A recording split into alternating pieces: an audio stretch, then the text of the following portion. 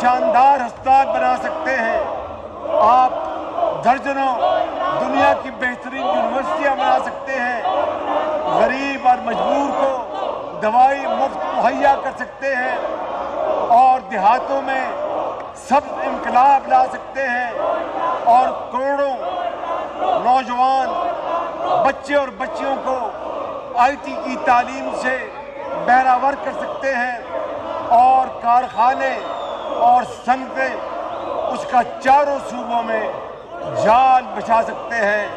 लेकिन 1000 अरब हर साल वो हमारे डेफिसिट में जा रहा है और उससे कौम की हालत आपके सामने है। I would call it like a bottomless pit कि एक बाल्टी हो, उसमें नीचे सुराख हो और उस सुराख में आप जितना पानी उंडेलें वो निकल जाएगा, बाल्टी कभी नहीं भरेगी। जनाब स्पीकर, इसी तरीके से 1000 अरब रुपए की सब्सिडी देने के बावजूद तकरीबन साल का 500 से 600 अरब रुपए की बिजली चोरी होती है। 500 से 600 अरब रुपए की बिजली चोरी होती है। मैं घड़ी की चोरी की बात नहीं कर रहा, बिजली की चोरी की बात कर रहा हूं। और जनाब स्पीकर, इसी तरीके से गैस का गर्दिशी कर्जा वो 2900 अरब रुपए पे पहुंच गया है, 2900 अरब रुपए पे। और उसकी वजह महंगी एलएनजी और गैस चोरी और गैस की डिस्ट्रीब्यूशन का निज़ाम, तफसील में मैं नहीं जा रहा।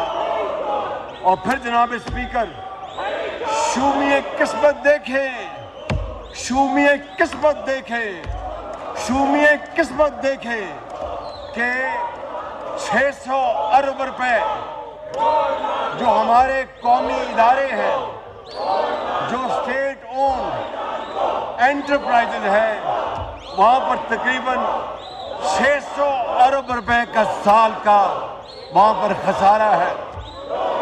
क्या ये कौम, गरीब कौम, ये बर्दाश्त कर सकती है? क्या इन नुकसानात और खसारों के बाद हम बतौर कौम माशी तौर पर जिंदा रह सकते हैं?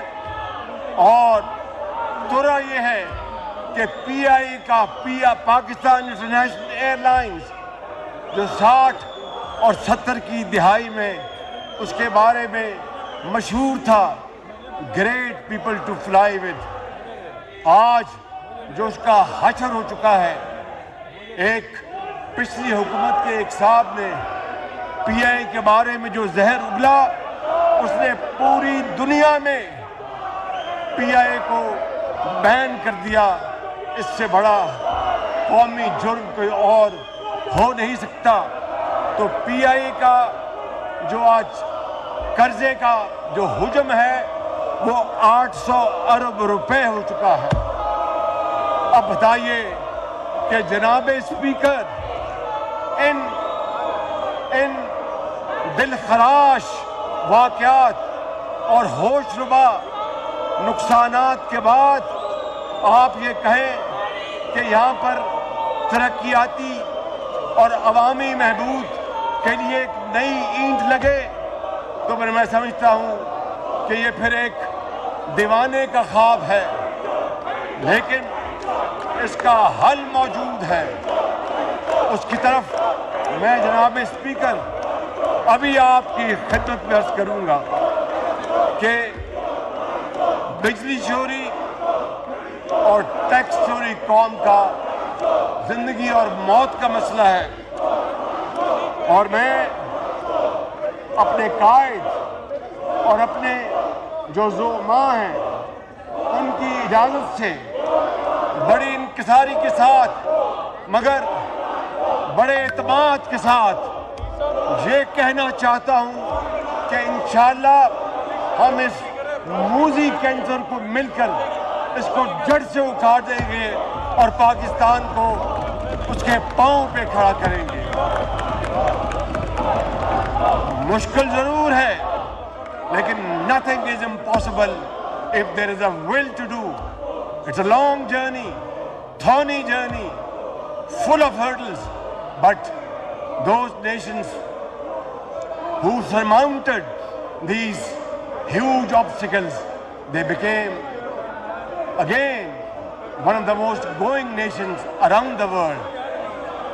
चीन, जापान, जर्मनी उसकी शानदार मिसालें हैं। मलिया मेट हो गए जंगे दोइम में, मगर उन्होंने अपनी शिकस्त को मेहनत और अमानत में बदला और आज वो औज सुरैया से बात कर रहे हैं। जनाब स्पीकर,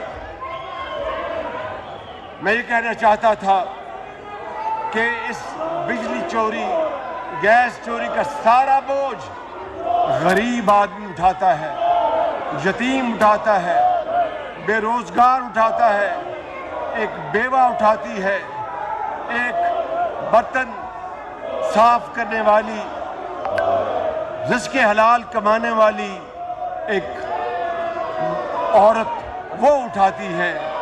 और गरीब आदमी ये कहने पर मजबूर है, मट्टी की मोहब्बत में हम आशिफ्ता सरों ने, मट्टी की मोहब्बत में हम आशिफ्ता सरों ने वो कर्ज उतारे हैं जो वाजिब भी नहीं थे। जनाब स्पीकर, मैं इस तरफ आपकी अब तवज्जो दिलाऊंगा कि दूसरी चोरी, टैक्स चोरी को रोकना है।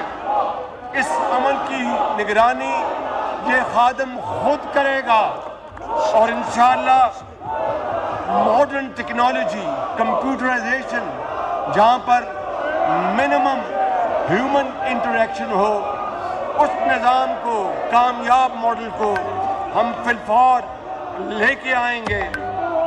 और जनाब स्पीकर, ये जो मैंने मसाइल बताए हैं और जो इनका हल करने का जो अज़म का इज़हार किया है इन तमाम लीडरान कराम ने, इसके नतीजे में इंशाअल्लाह महंगाई में भी कमी आएगी और रोज़गार भी बढ़ेगा, तरक्की होगी, मुल्क खुशहाल होगा, कर्जों से आहिस्ता आहिस्ता निजात मिलती जाएगी।